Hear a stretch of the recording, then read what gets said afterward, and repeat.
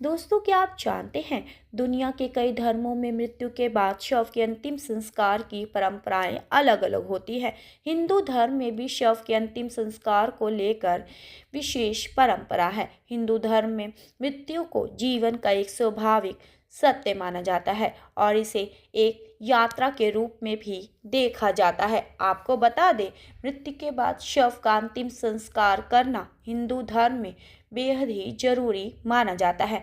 जैसे हिंदू धर्म में मौत के बाद शव को जलाने की परंपरा है, तो ईसाई और मुस्लिम धर्म में शवों को दफना दिया जाता है। हालांकि कुछ देशों में अंतिम संस्कार के नियम बेहद ही अजीबो गरीब माने जाते हैं।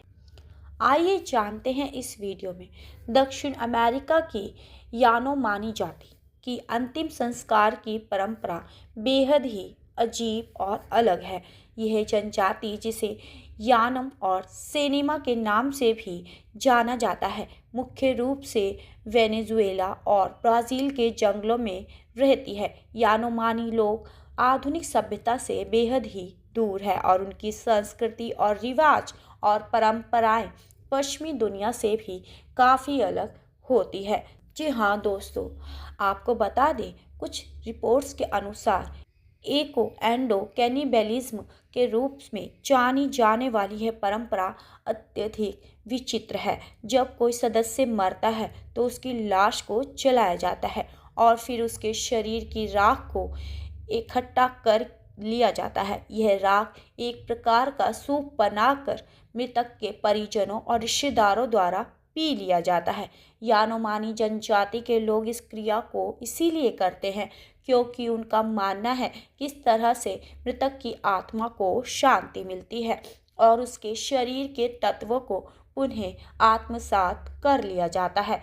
जी हाँ दोस्तों, जब यानोमानी जनजाति का कोई सदस्य मर जाता है तो पहले शव को पेड़ों के पत्तों और अन्य प्राकृतिक सामग्री से ढक दिया जाता है। शव को इस तरह से ढकने का उद्देश्य उसे पूरी तरह से प्रकृति से जुड़ा हुआ रखने का होता है, ताकि मृतक के शरीर के तत्वों का सही तरीके से निपटारा किया जा सके। यह शव 30 से 40 दिनों तक उसी अवस्था में रखा जाता है ताकि परिवार के लोग और समुदाय के सदस्य शोक मनाने के बाद इसे अंतिम संस्कार के लिए तैयार कर सके। यानोमामी जनजाति की परंपराओं में शवों को जलाने के बाद राख का सूप पीने की प्रक्रिया को समझने के लिए उनके आध्यात्मिक विश्वासों को समझना बेहद ही जरूरी है। जी हाँ, यानोमानी लोग मानते हैं कि मृत्यु के बाद मृतक की आत्मा को शांति तभी मिल सकती है जब उसके शरीर के हिस्से को उसके रिश्तेदारों या परिवार के लोग खा लें। यह विश्वास उनके लिए मृतक के साथ आध्यात्मिक संबंध बनाए रखने और उनकी आत्मा को अगले जीवन की यात्रा के लिए तैयार करने का एक तरीका भी माना जाता है। मैं अर्चना सिंघल, हमारे साथ तमाम खबरों के लिए बने रहें। धन्यवाद।